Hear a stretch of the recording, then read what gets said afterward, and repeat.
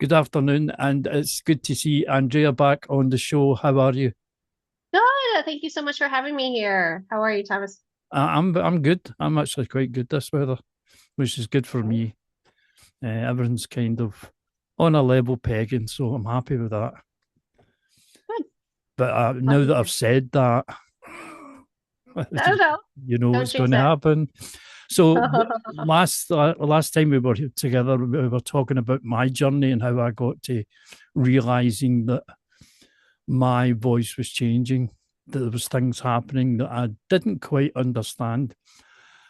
However, I've done something about it. So, what the question I'm going to ask you is: when you get a client, what do they see? What kind of signs do they see that make them recognise that there's a problem with their voice? And how do you recognise it when you come to you? Yeah, absolutely. Good point. With the case, or with the cases that come to me looking for help, because of a change that they have noticed with their Parkinson's, it's usually a kind of a combination. So it could be like marbles in their mouth, mumbling that they're noticing. Mm-hmm. They're noticing that their rate of speech is too fast. And I sometimes I describe it like they're shuffling their feet. It's like a really quick pattern of Mm-hmm. their feet, and they're just like kind of stumbling on their toes in a way. It's kind of how they run into the sentence sometimes. Some people have that. Sometimes, so they say that they're mumbling, that they're too quick, they're too fast.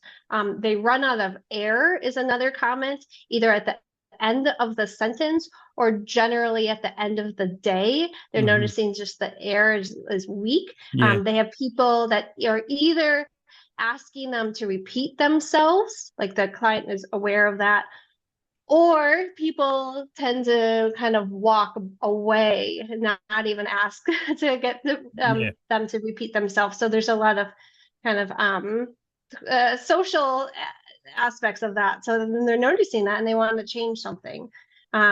Sometimes they say, I just don't feel like, my voice, myself. Mm-hmm. I don't sound like myself. They just can't really quite describe it. Speech is a huge concept that we don't know too much about. There's many pieces at play that have to come together perfectly to come out with that strong voice. And we all have a different voice.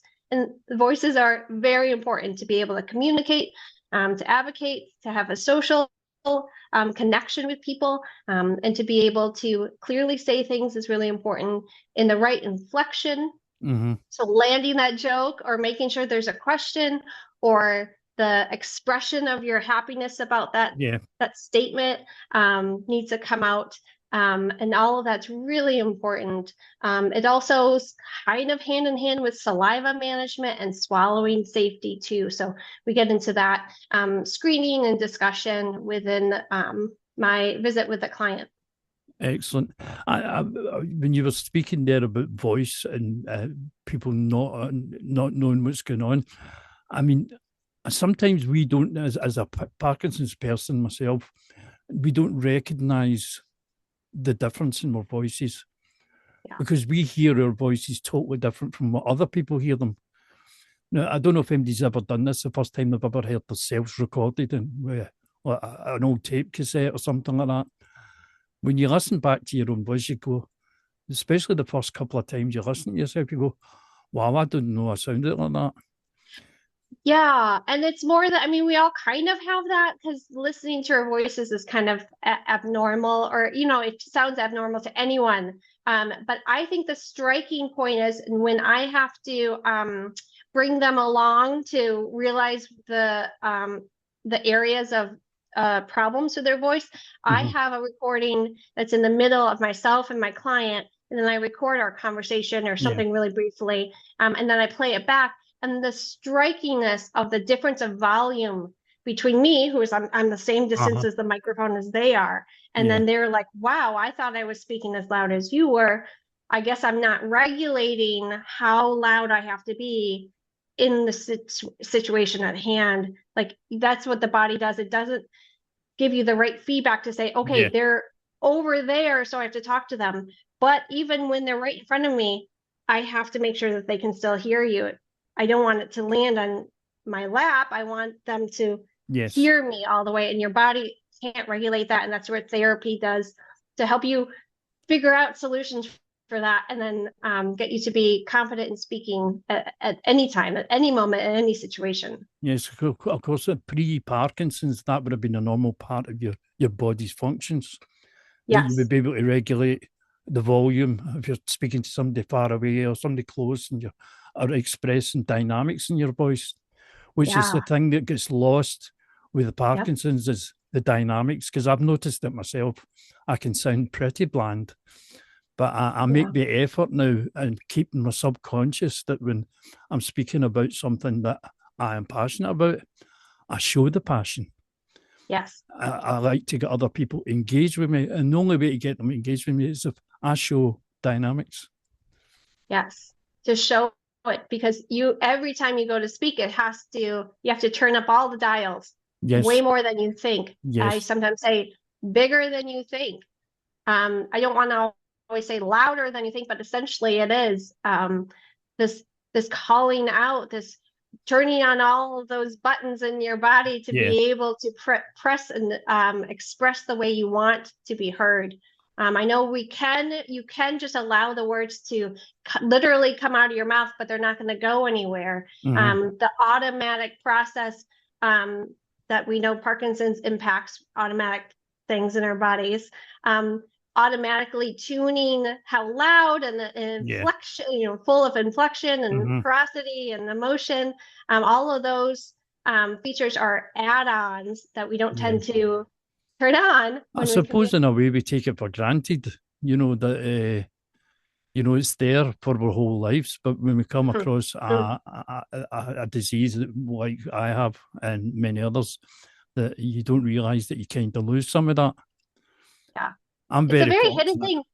And I don't mean to interrupt, but it's a very hidden process. Those buttons I was talking about, those muscles. I mean, you can see the weakness or the strength that you have in your arm, or in the way that you walk, especially if someone's filming you and you're watching it back.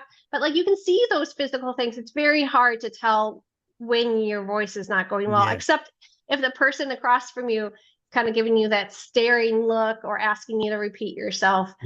Those are kind of the noticeable flags that come up. I don't understand what you're saying. Look. Yeah.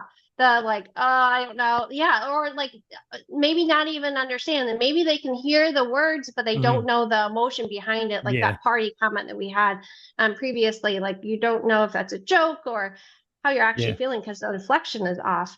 And that's a huge piece where it's hard to measure it. It's really hard to have someone even with young onset or early on Parkinson's, they don't realize the slight changes that are happening. And those are actually the moments where you can do a lot of change. I mean, imagine there's a slight off on voice and volume and speech articulation at those stages. But that's a great opportunity to work with a speech language therapist or speech pathologist to learn the strategies to maintain as much as possible. Excellent. I mean, I think for me, I've realised now that I get a chance to practice this speech and volume and dynamics at every chance I get, because it's an ongoing thing. It's like anything else. If you're an athlete and you're a runner, you run almost every day. So speech should be the same thing. Yes. Oh yeah, I agree. Exactly. So like in the gym, the runner goes to the gym to work out, and they do heavier weights than what they would need on the track. So with speech therapy or homework for your voice, you actually have to push yourself a little bit higher in a sense, or at least activate those muscles more than you are usually, which might be lower than expected. So you have to push yourself a little bit more. And then when you go to speak, you have to hit that level again, try to push yourself a little bit more. It's a lot of work, it's constant work, but it can make a world of difference. And I'm sure, like myself, there's people who live on their own who don't speak to people much during the day. The only time they speak to people is when I'm lucky in the sense that I've got a radio show and I've got singing parts to do. So I get to practice every day, but some people don't. So it's good for them to bear in mind that every chance to get, capture the paper delivery guy and have a chat with him before he goes away. Yeah, I love that because I support the plan that the nonprofit Parkinson's Voice Yeah. Project has trained many therapists, and I'm one of those, and I offer the weekly calls. Uh-huh. It's like a group social event that we get to meet virtually because that's easiest. But Yeah. we just get to know each other. It's been the same group for 20 months now, and we just get to meet together, work on our voice. Like we definitely have some opportunities to work out and warm up our voice, but then we get to know each other and socialize and get some feedback from each other, Absolutely. because you might not have that. You might have a partner that just kind of knows what you mean and kind of Yeah. keeps you stable. But your voice isn't hitting the marks it needs to stay strong and powerful and be able to advocate to those people on the phone or to the medical doctor, or Yeah. ordering at the deli, like so many different things. All of that needs to be strong, and you need to work at it uh, every chance you can get. It's quite a thing. You don't realize Yeah. how much volume or dynamics you need in your voice to just take a normal day and make it that day. Yeah, I agree. And I think someone could, if they're not sure, they could sit down and record themselves. I mean, that's what's amazing about social media. A lot of people are posting about Yeah. stories or situations, and they can listen back to it and see if there's a change. The Parkinson's brain can recognize later if the voice is soft or Hmm. flat or mumbled and not articulate. During, though, like live, as you're talking, your Parkinson's brain typically can't regulate as needed. Hmm. So if you just record your voice talking about something you're passionate about, listen back to it and judge for yourself to say if there's any changes in there. And go for a while too and see at the last 30 Yeah. seconds clip if you're starting to fade out. There's some options there, and then see a speech pathologist if you need to. Absolutely. And that's you would do that via your general practitioner in our case, or your primary care Or your neurologist here in the States. neurologist. Yep. Yeah, Yep. same here, exact same here. Yeah. Well, thank you very much. We shall Thank you. take it back up again in 2 weeks' time.